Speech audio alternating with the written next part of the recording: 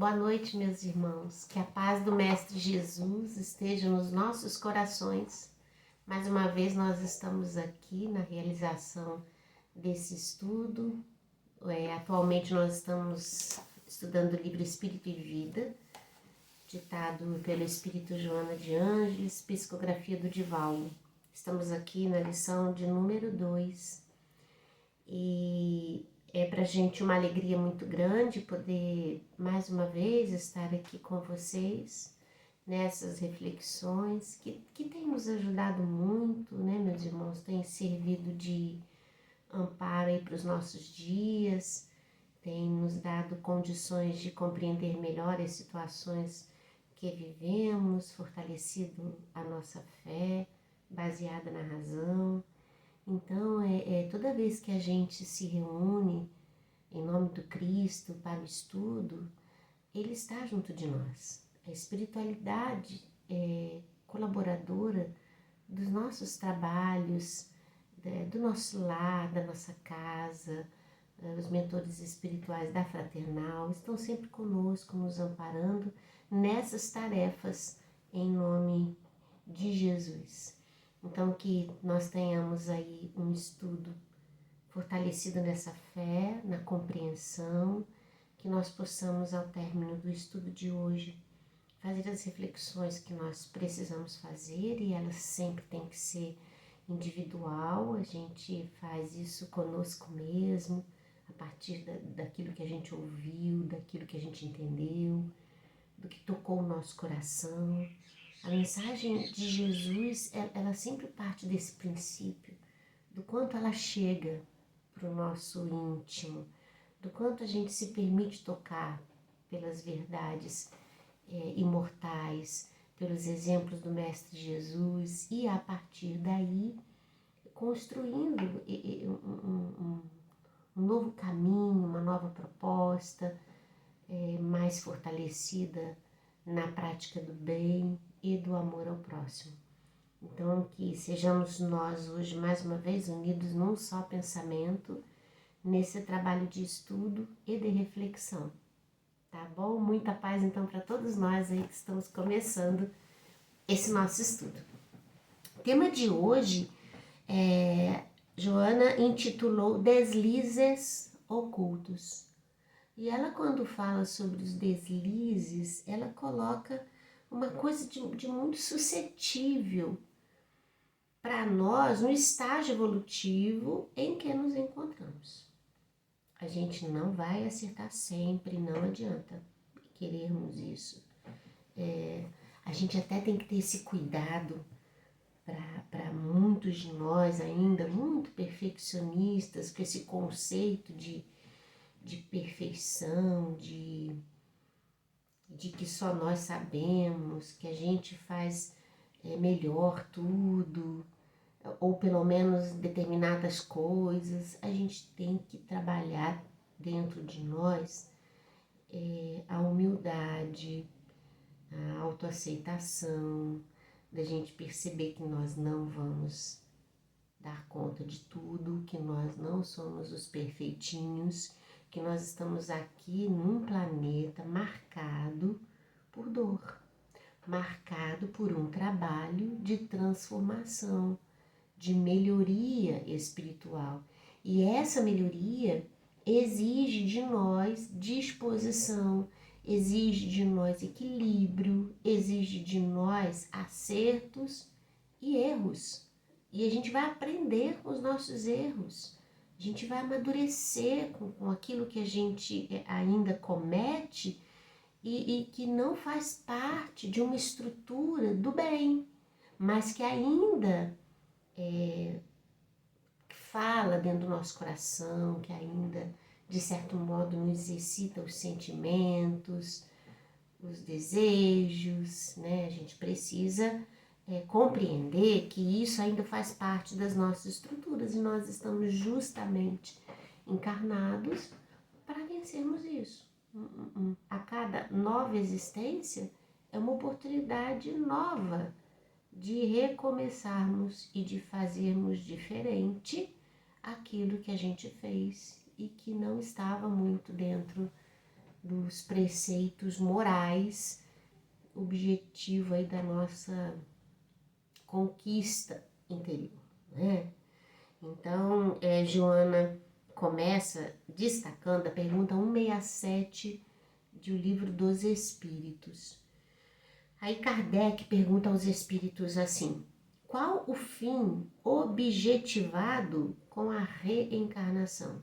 Ora, espíritos imortais que somos, a existência e a sobrevivência do espírito é um fato, Kardec já havia comprovado isso, e a pluralidade das existências, ela vem com uma proposta de crescimento espiritual, ao mesmo tempo libertador, porque quando você entende, né, quando a gente compreende que se a gente não vai conseguir acertar sempre, que a gente vai cometer muitos equívocos na vida até a gente amadurecer, compreender e fazer as coisas acertadamente, né? Até o bem se tornar um hábito na nossa vida, existe uma construção muito grande para ser feita. Então, quando a gente percebe que para isso Deus nos dá a existência física, como esse laboratório de aprendizado, como essa busca nossa no contato com as pessoas, nas relações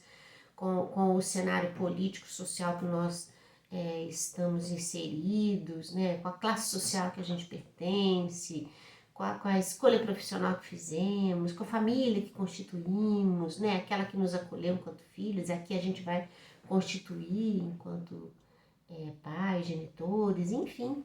Olha, essa certeza disso é enriquecedora. Ela abre pra gente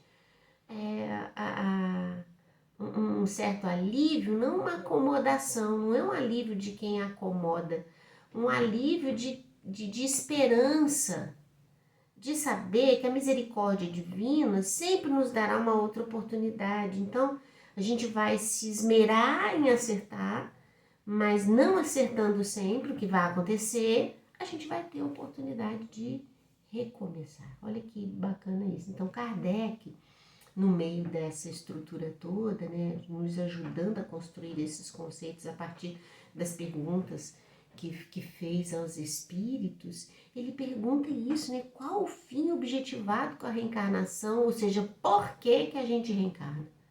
Por que é preciso reencarnar, né? E aí os espíritos respondem para Kardec: expiação, melhoramento progressivo da humanidade. Sem isto, onde a justiça? Olha essa resposta que os espíritos dão a Kardec. Porque a gente precisa entender que Deus, em sua infinita bondade, com todos os atributos de Deus, nós jamais poderíamos pensar que a reencarnação seria para nós um castigo, porque senão Deus não seria toda a bondade, não seria o Pai amoroso, bondoso, né, que a gente sabe que Deus é. Então, a vinda, o retorno, né, as diversas existências nossas, o nosso voltar a essa vida física, não é um castigo. Mas ao mesmo tempo que ele coloca ali na resposta expiação e melhoramento progressivo, está descrito ali leis imutáveis, divinas.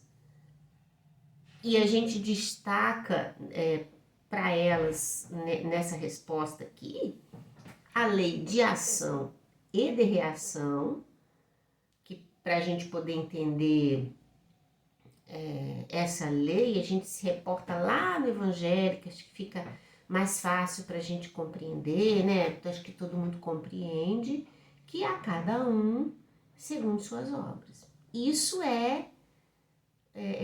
para nós um senso de justiça. Ou seja, todo o bem que nós fizermos nos chegará de retorno. assim como todo o mal que fizermos, também nos chegará de retorno. Isso está dentro dessa lei de justiça. Porque também caberá a mim, assim como caberá a você, o que cada um de nós fizermos. Ou seja, a cada um segundo suas obras, não quer dizer que a gente vai colher o mau proceder de todos. Não é isso. É a cada um segundo as suas obras. Então, eu só vou receber de retorno aquilo que estiver a partir da minha ação. No bem ou no mal. Nos acertos como nos erros. Então, quando a gente fala de expiação, a gente entende a expiação como assim, se fosse aquilo que nos é facultado viver, passar pelo mal proceder que tivemos. E nisso está a justiça. E nisso está a justiça divina. Porque nós não poderíamos, meus irmãos, avançar se nós não estivéssemos quites conosco mesmo no processo de transformação. Como é que a gente quer galgar algo mais se a gente não venceu nem o aprendizado primeiro dos processos de transformação e de melhoramento espiritual? As lições, elas são gradativas. À medida que a gente vai amadurecendo, que a gente vai aprendendo, nós seremos estimulados a fazer coisas maiores, mais produtivas.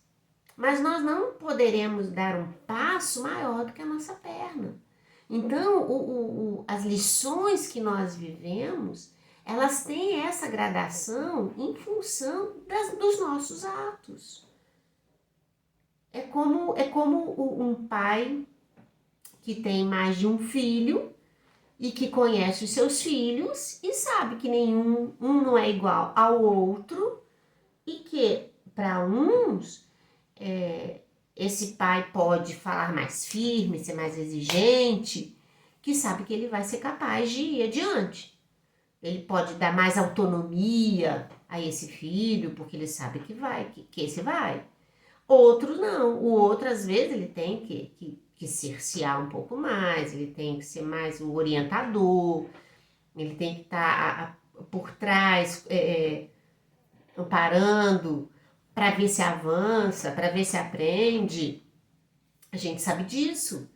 Nós, no processo de aprendizado, Deus sabe do que vai no nosso coração.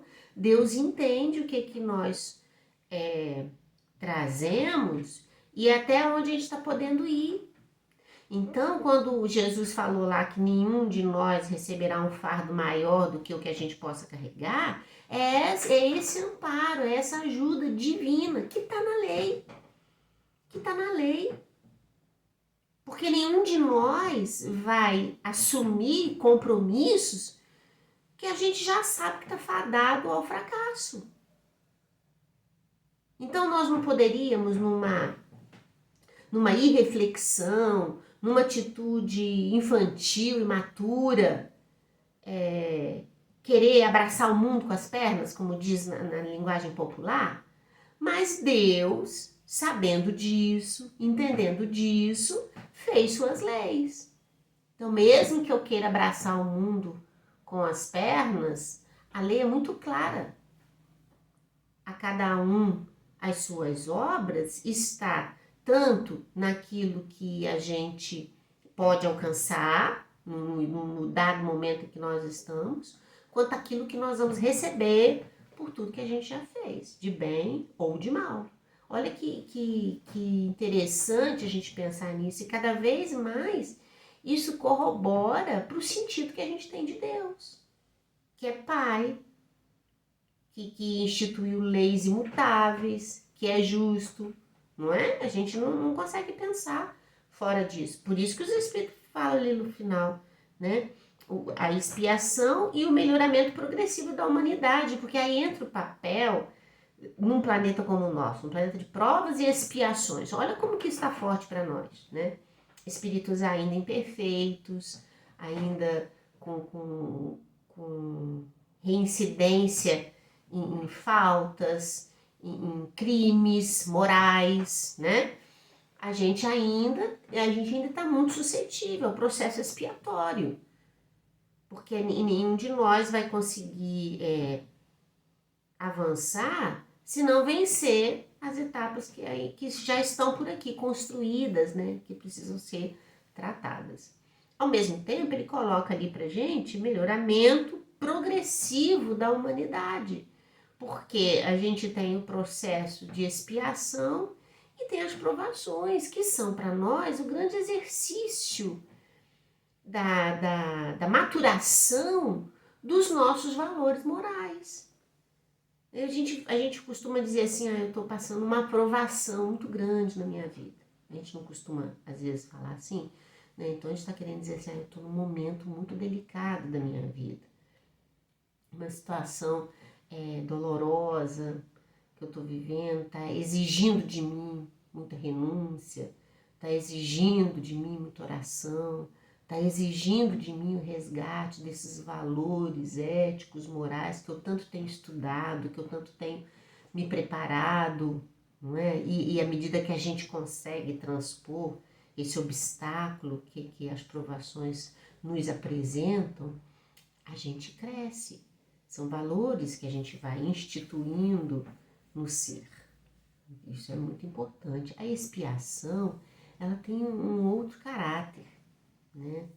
É da gente realmente viver aquilo que a gente criou como delito e que fez o mal para a gente, para os outros. No livro Consolador, Emmanuel, na pergunta 246, Emmanuel responde o seguinte. A pergunta é: qual a diferença entre provação e expiação? E Emmanuel responde assim: a provação é a luta que ensina ao discípulo rebelde e preguiçoso a estrada do trabalho e da edificação espiritual. Olha isso, gente, né?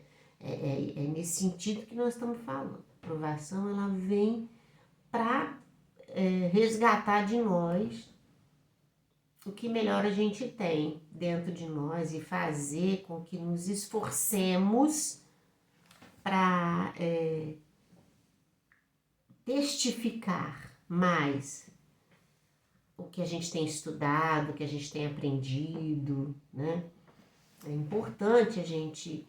É como se a gente estivesse na escola, o professor tá lá, ensina a matéria, no final a gente faz uma prova escrita, né? Geralmente uma prova escrita.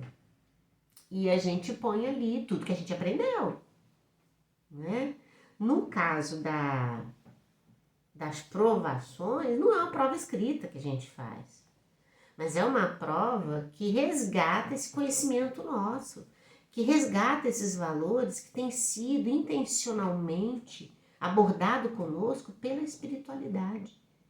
Nos estudos que a gente faz, na conversa que a gente tem com uma pessoa, numa experiência que a gente vive, nesse sentimento inato nosso, né, de Deus, da vida, essas coisas todas, dessa essência nossa. Então, a gente não faz uma prova escrita, mas a vida vem nos testar, a vida vem cobrar de nós isso, né? Então, por isso que Emmanuel responde aqui, a provação é a luta, é a dificuldade todo dia aí que a gente vive, né? Situações que ensina ao discípulo rebelde, olha o estado nosso de um planeta de provas e expiação. O que nos caracteriza? Rebeldia e preguiça. Olha que duas coisas tristes, né, que a gente ainda tem. O quanto nós somos rebeldes à lei e o quanto nós somos preguiçosos, porque a gente ainda faz muito pouco do que a gente poderia fazer e às vezes o pouco que a gente faz a gente ainda reclama. Então, ou fica postergando aquilo que a gente pode fazer hoje, então eu fico postergando, vou adiando, né? E a transformação, ela vai caminhando lentamente, mas é fato, né? Então, quando os espíritos respondem lá para Kardec, o melhoramento progressivo da humanidade, que é a lei que está inserida ali, a lei do progresso, né? A gente falou da lei de ação e reação, é a lei do progresso. Todos nós estamos aí inseridos nessa lei, o progresso é a nossa meta, nos tornarmos espíritos puros ao nosso fim. Olha que lindo isso, não é? Aí, ele pergunta, né, qual a diferença de provação para expiação. Então, provação ele já falou aqui, para o espírito rebelde e preguiçoso, a estrada do trabalho e da edificação espiritual. A expiação, aí Emmanuel fala, a expiação é a pena imposta ao malfeitor que comete um crime. E é preciso que a gente entenda isso aqui. Por quê? Você fica pensando assim, mas então Deus é vingativo. Porque ele não me perdoa dos males que eu cometi? A gente pode pensar assim, não pode? E isso faz algum sentido pra gente? Que sentido faria isso para nós? Se na vida física, nas leis humanas, todo mal cometido, aquele que cometeu o delito tem que pagar, ele está inserido numa legislação humana que é falível, que tem interesses escusos, que nem sempre contempla toda a ação do caso envolvido. Então, quando Deus nos dá o processo de expiação, o que está inserido ali não é punição. É um processo decorrente da lei de justiça divina de a cada um segundo suas obras. E isso é para mim, é para o outro, é para você que está me ouvindo, é para todos nós, espíritos encarnados, para todos nós. Então, Deus não nos condena, nem nos perdoa. Deus nos dá a chance de não errar mais, de aprender com os nossos próprios erros.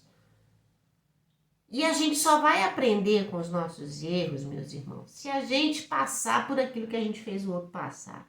Isso é inevitável, não tem jeito. Porque a gente às vezes fala assim, eu consigo entender a dor de alguém que perdeu um filho. Eu consigo entender a dor de alguém que passou aí pela Covid.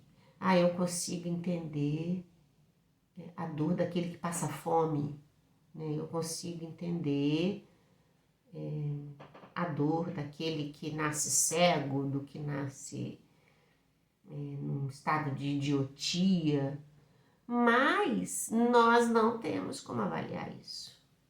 Não temos. Só sabe da dor de perder um filho aquele que perde. Só sabe a dor de viver uma Covid aquele que pegou Covid. Só sabe a dor de ter que viver cego o cego. Só sabe a dor de viver enclausurado num corpo imperfeito que não lhe permite as manifestações do pensamento de forma racional, aquele que nasce privado disso. E aquele que vive isso, tira dali um grande aprendizado. Um grande aprendizado, meus irmãos. É um grande aprendizado. Então, você imagina, por exemplo, as pessoas que ao longo, os espíritos que ao longo da sua vida cegaram inúmeras pessoas. Imagina aquele que levou o outro para a prostituição. Imagina aquele que por ganância própria tirou o de comer da boca de uma criança. Olha essas situações. O mal cometido ele traz uma marca de inferioridade moral, de imaturidade espiritual, dessa rebeldia que Emmanuel fala ali. Mas para o espírito alcançar a dor que ele cometeu, né? Para ele poder entender com clareza o que ele fez o outro sofrer, ele precisa viver as dores imputadas no outro. Não tem como. A gente não alcança nunca, senão pela vivência. Então, o processo de expiação, ele tem que ser entendido para nós como oportunidade de resgatar dentro de nós valores que nós não tínhamos quando cometemos o delito.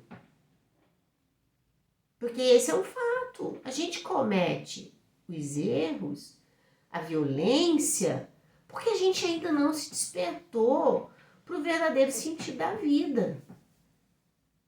Então, para avançar, é que a gente precisa viver essa ordem de coisas e de perceber isso, porque, meus irmãos, a gente só vai despertar para o arrependimento dos males que nós cometemos, e olha que o arrependimento é o primeiro passo do processo de transformação moral, porque primeiro a gente precisa se arrepender do mal que a gente cometeu. A gente precisa entender que o que a gente fez foi visivelmente infeliz. E se arrepender de ter cometido isso. Mas não para por aí, porque a gente tem um processo de reparação. A gente não pode, a gente tem uma dívida com alguém quando a gente comete um delito, um crime, uma violência com a outra pessoa, entendeu? A gente tem uma dívida com essa pessoa, a gente tem uma dívida com a ordem humana de crescimento, porque todo mal que a gente faz impacta na sociedade. Olha a marcas da nossa sociedade, de violência, de abandono, de intolerância. Aí é um caso aqui, um caso acolá, uma situação aqui, uma situação lá, mas que no final das contas marca a nossa geração, marca o coletivo, porque nós fazemos parte dessa sociedade. Então, o mal que o outro faz, mesmo que não seja endereçado a mim diretamente, de alguma forma me afeta, enquanto indivíduo reencarnado nessa sociedade. Então, o processo é de transformação, é de busca interior. A gente tem que alcançar isso de modo a fazer o bem e não exercer mais o mal. Para isso, a gente precisa viver. Viver é a melhor oportunidade de crescimento. Então, expiação não é punição divina. Isso não caberia na nossa cabeça para um pai que é bom, que é amoroso, que é justo, não é? Então não seria isso, mas seria para nós a oportunidade da gente sentir na pele e na alma o mal que a gente cometeu e poder vibrar dentro de nós um sentimento de profundo arrependimento, de transformação, de melhoria, não é? Olha que lindo isso. E aí ela começa, depois que ela fala sobre essa pergunta do Livro dos Espíritos, ela vai falar de uma série de coisas que a gente vive na vida, que a gente vê. Aí ela fala assim, por exemplo, que a gente se aflige com o coração, aflige nosso coração com o sofrimento da pessoa que tem lá o corpo dilacerado por doenças. Ela fala da gente, da angústia que a gente sente quando alguém está ali numa luta com uma doença terminal. Aí ela vem citando assim, alguns exemplos para nós, tá? Ela fala que a gente sofre com o cerceamento, né, imposto pela delinquência mental, né, das pessoas que estão desprovidas mesmo de de uma vida social, né? Não tem autonomia, vai estar sempre dependendo de um adulto para tudo, às vezes até para a sua própria higiene pessoal, porque não consegue nem dar conta disso. Então a gente, né, fica chocado com essas coisas. Ela fala das pessoas que sofrem uma tragédia, então você fica sabendo, né, de uma criança que caiu de um determinado andar do prédio, de uma coisa que, uma bala perdida, chamada bala perdida aqui entre nós no mundo físico, né, que atingiu um jovem, de alguém que foi acometido por um desastre no carro, de um avião, né? Isso ceifou a sua vida física, trazendo um vazio para os seus familiares. Aí a Joana vai descrevendo essas coisas do mundo físico, né? Ela vai colocando para nós aqui, né? Das pessoas que vivem abandonadas nas ruas, né? Outro dia nós estávamos vendo ali informações de que em São Paulo tem 30 mil moradores de rua. Olha a quantidade de pessoas desempregadas, sem uma oportunidade na vida, né?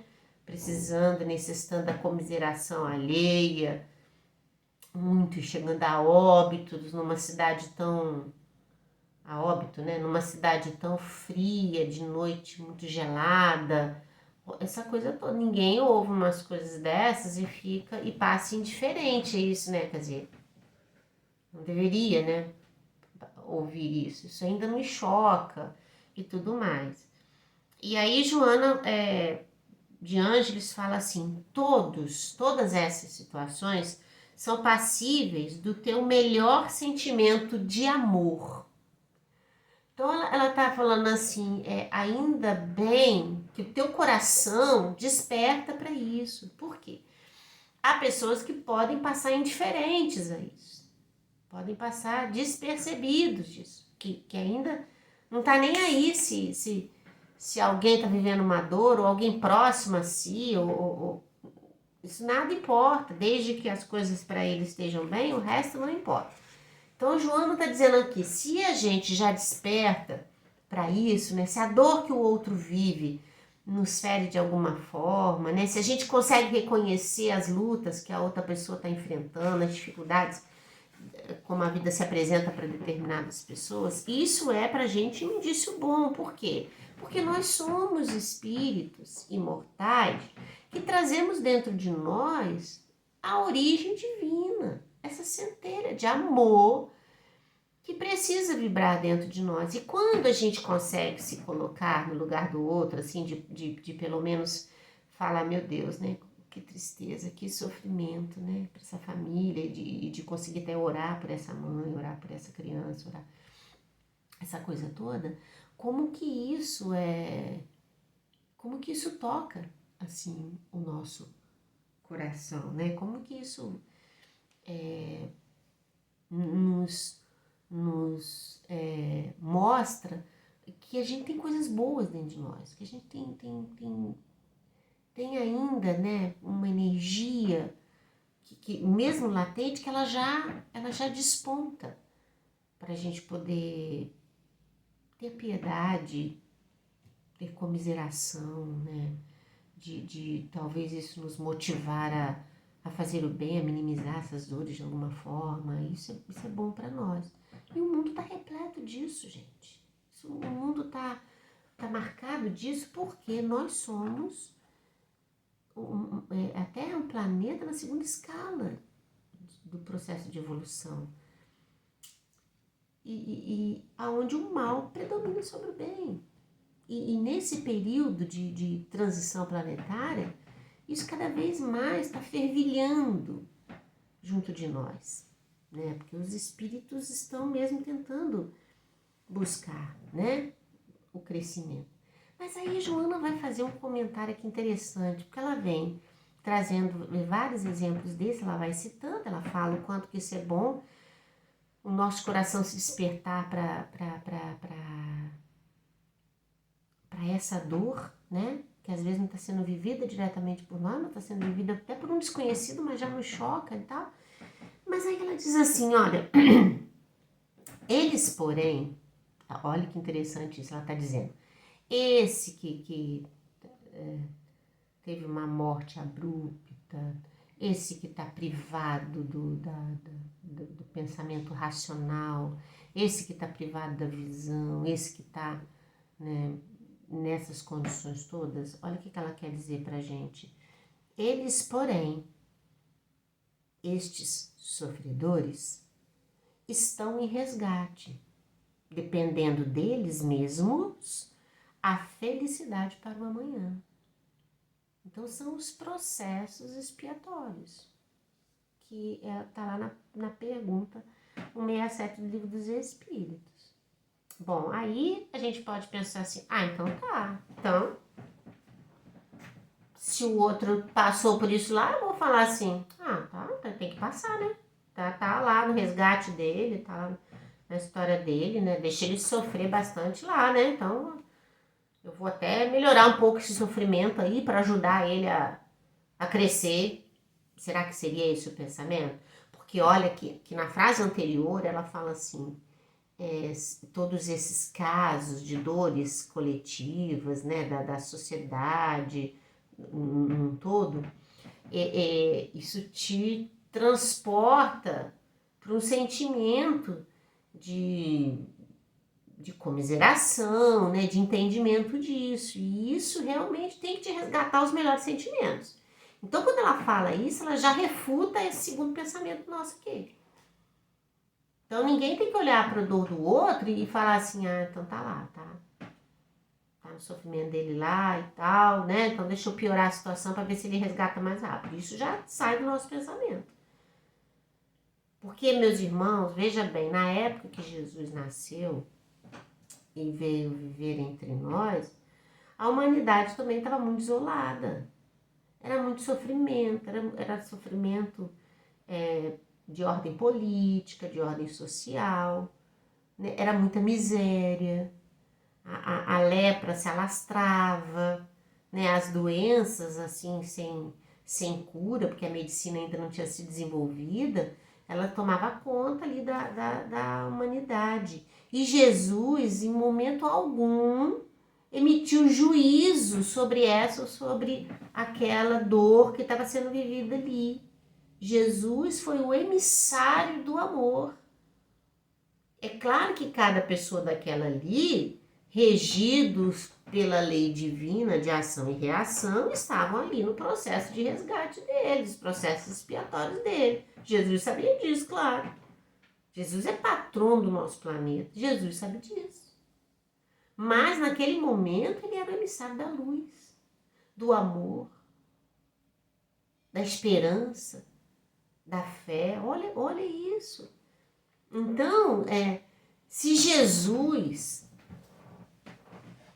jamais adotou esse comportamento, não somos nós que vamos adotar, pelo contrário. Pelo contrário, a atitude nossa vai ser sempre assim, de que maneira eu posso minimizar aquela dor. Tudo bem que a minha razão, o meu entendimento, o conhecimento doutrinário me diz que aquela pessoa ali está no processo expiatório. Mas cabe a mim, de alguma forma, tentar minimizar aquela dor. E eu não estaria agindo contrária à lei de Deus.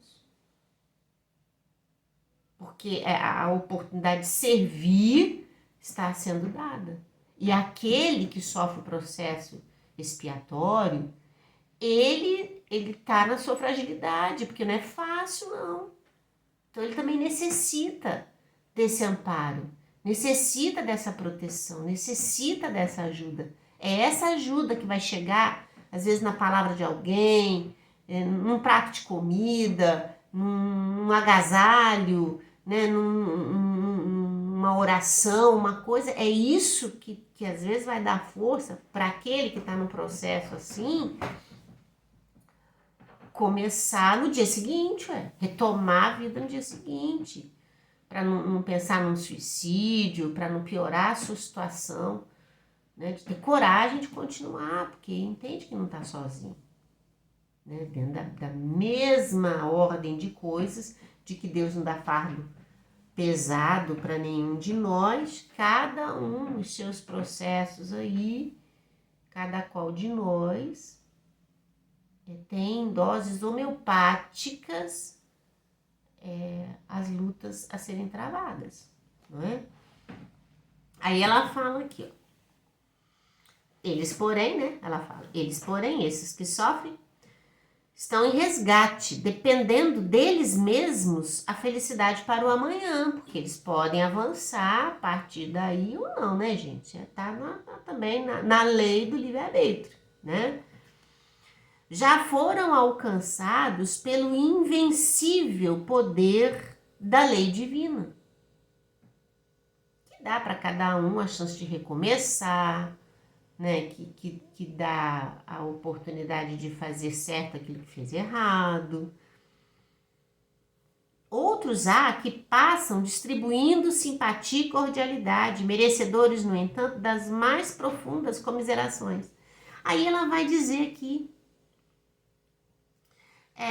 o inverso, é porque ela está falando assim para nós. A gente às vezes olha para a dor que já está estampada ali na nossa frente, mas a gente não sabe o que está por trás da história daquele espírito que fez com que a vida viesse caminhando para chegar naquele ponto que está ali. Que é de dor, é de sofrimento, mas teve um percurso feito por esse mesmo espírito, que facultou a ele o ponto em que ele está hoje. E aí Joana vai começar a colocar para nós aqui das ações também, porque se o mundo hoje está marcado por intensa dor, e a gente vê, né, tá visível a quantidade de sofredores, de pessoas abandonadas, né, a própria sorte, enfim, a gente vê isso aqui no mundo nosso, né? Uma desatenção política, social, humanitária até, bem, muito claro isso na sociedade. Por outro lado também, a gente vê muitas ações no mal ainda acontecendo. Aí ela vem listar esse outro lado. Aí ela cita pra gente aqui, por exemplo, aqueles que comercializam o lar, né? Aqueles que são os agiotas que roubam indiretamente dinheiro dos outros. Ela vai dizer aqui das pessoas que vivem de colocar o outro como vítima das drogas, da violência, né? Olha só a disseminação da droga entre os nossos jovens, né? Entre as pessoas. Quantos estão ricos, sentados em muito dinheiro, mas a preço de quê? Do sofrimento alheio. Quantos grupos comercializam jovens, meninas ainda em tenra idade para a prática sexual no nosso país, levando essas meninas para outros países, levando esses meninos para outros países para serem escravos sexuais do delito, da desordem moral de outros. Olha, ela está falando aqui daqueles, por exemplo, que roubam vultos enormes de dinheiro que deveriam estar empregados na saúde, né, na educação, e que esses valores todos estão sendo desviados pela ganância. Aí ela fala dos criminosos, né, que às vezes destroem uma família, que desrespeitam o lar. Então ela falando assim, ao mesmo lado que você vê uma comunidade em muito sofrimento, você vê ainda na Terra espíritos praticando o mal. E aí a gente volta de novo a pensar naquilo lá que ela falou no início, né? Porque seria justo nosso pensamento de espíritos imperfeitos que somos. A gente acharia justo que essas pessoas que hoje cometem esses males, que é o que ela está citando aqui agora para nós, saíssem ilesos disso? Como que eles vão entender que o dinheiro roubado, que desviou da educação ou desviou da saúde, fez falta, se num dado momento da vida deles, eles não precisarem dessas ajudas e também não as terem? Como que ele vai perceber as dificuldades do processo de prostituição de jovens e de crianças que eles fizeram, se eles não tiverem em algum momento na vida deles futura, né, nas próximas encarnações deles, a oportunidade de viver esse universo e de resgatar dentro de si valores imortais de transformação. E nem necessariamente serem prostituídos, mas de terem uma luta incansável de resgatar das garras da prostituição aqueles tantos que eles mesmos colocaram lá. Olha como que esse acerto da vida se faz pela oportunidade do crescimento. Que nenhum vai despertar para as coisas boas se não sentirem o mal que cometeram. Então, olha essa mensagem de hoje, como é que ela foi muito delicada, né? Porque ao mesmo tempo que ela mostra um lado, ela vê o outro, e a gente tem mesmo na gente, né? Aí ela fala assim: aqueles, os em resgate, ou seja, aqueles que sofrem, possivelmente se encontram arrependidos ou sobre a pena dessa dor. Predispõe-se às tarefas de um recomeço para ser feliz mais tarde.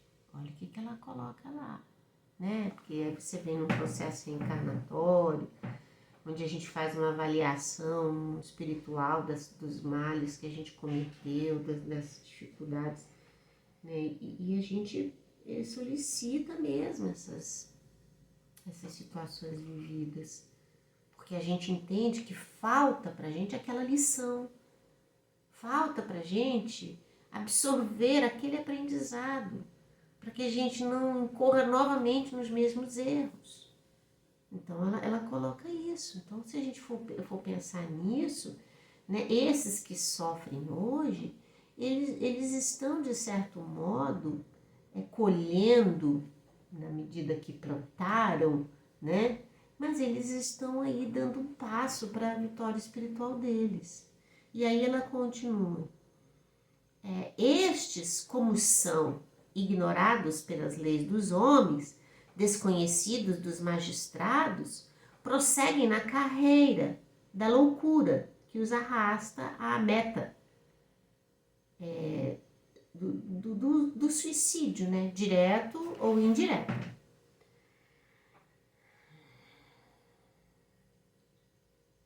E acabam esquecendo de si mesmos, né? E aí ela fala: mas a lei não esquece de ninguém, porque todos nós estamos regidos pelas leis. Então, desde do ato mais insignificante de mal cometido até o grave, tudo não passa despercebido.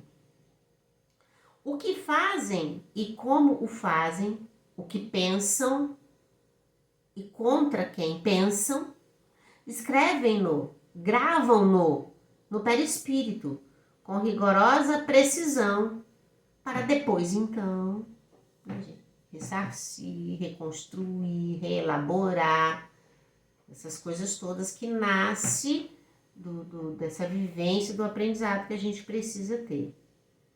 Aí ela fala: todas as culpas ocultas se transformarão em feridas que clamarão pelo tempo e espaço medicamentos eficazes e dolorosos.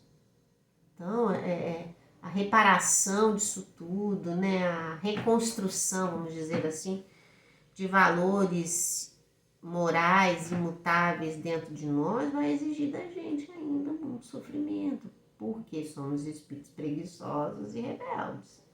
como já colocou lá para nós Emmanuel no livro O Consolador. Aí ela fala,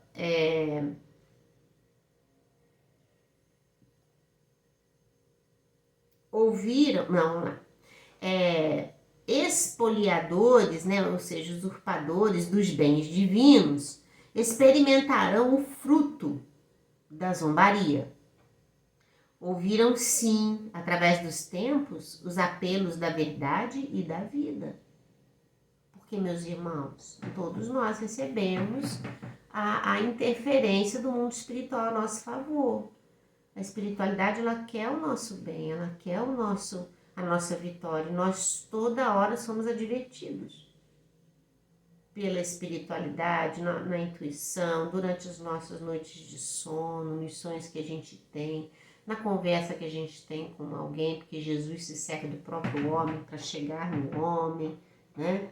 A espiritualidade sabe, a mensagem de amor, ela ecoa dentro de nós, porque a lei moral, a lei divina está gravada na nossa consciência.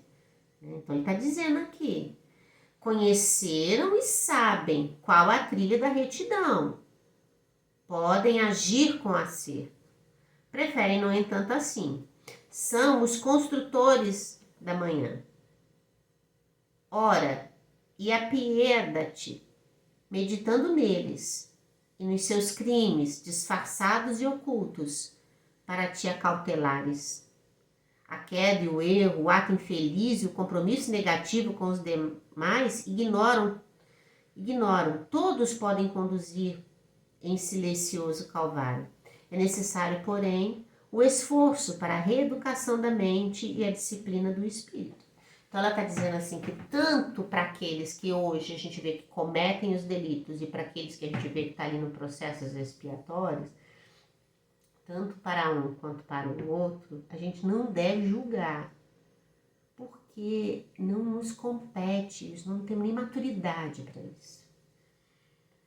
Aqueles a quem o sofrimento já bate a porta, a gente precisa servir sempre. Aqueles que ainda cometem os crimes, esses merecem as nossas orações, porque esses serão os sofredores de amanhã. Esses estarão ali nos processos expiatórios, né, de resgate espiritual. Olha como que isso forma aí um ciclo, né? E nós? Porque nós estamos pensando nos grupos, e nós? Onde que a gente se enquadra nisso?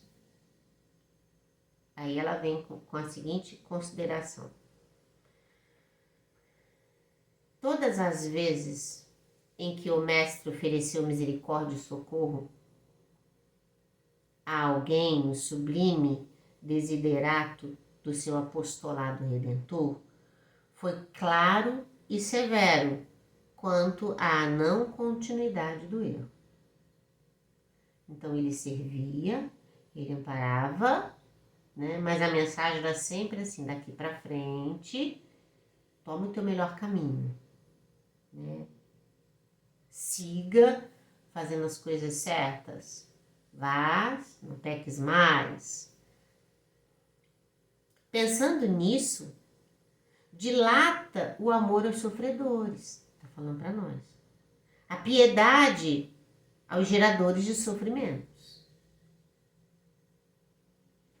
Mas cuida de não te comprometeres com a retaguarda, porquanto amanhã, diante da consciência liberta, as tuas sombras serão os fantasmas a criarem problemas contigo ante a lei sublime do excelso amor.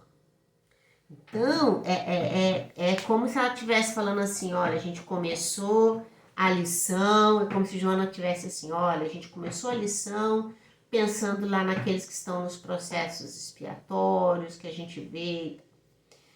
A gente termina a lição falando daqueles que cometem os delitos. Para uns, para os primeiros, ela solicita da gente compaixão, trabalho no bem, para de alguma forma tentar minimizar essas dores.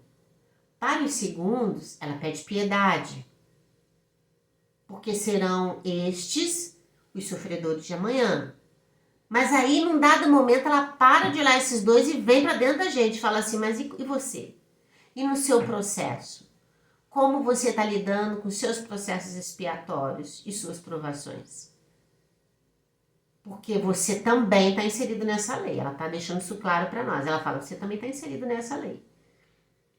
E dia virá em que a sua mente liberta, né? Ou seja, fora desse corpo físico, dessa experiência reencarnatória, nós também teremos que lidar com as nossas sombras.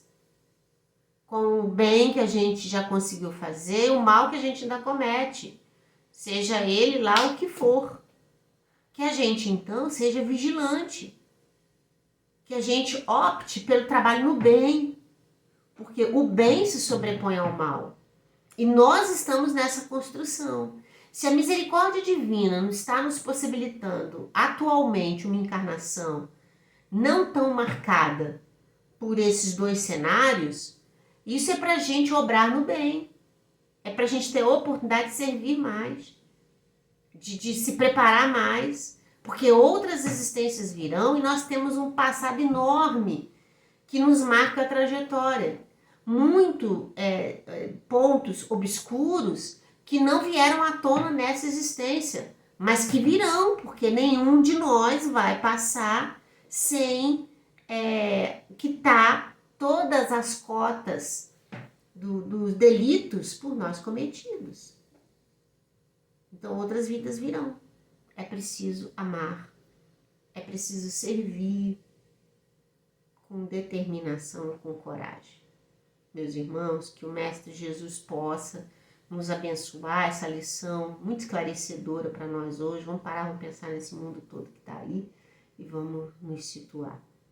Nós, no estado em que nós estamos, emocional, psicológico, na família que nós estamos, no cenário histórico que nós estamos, qual tem sido a nossa contribuição para a nossa vida, para a vida das pessoas que estão ao nosso redor.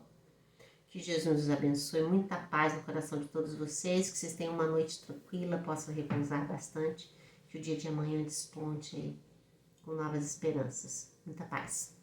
Tchau.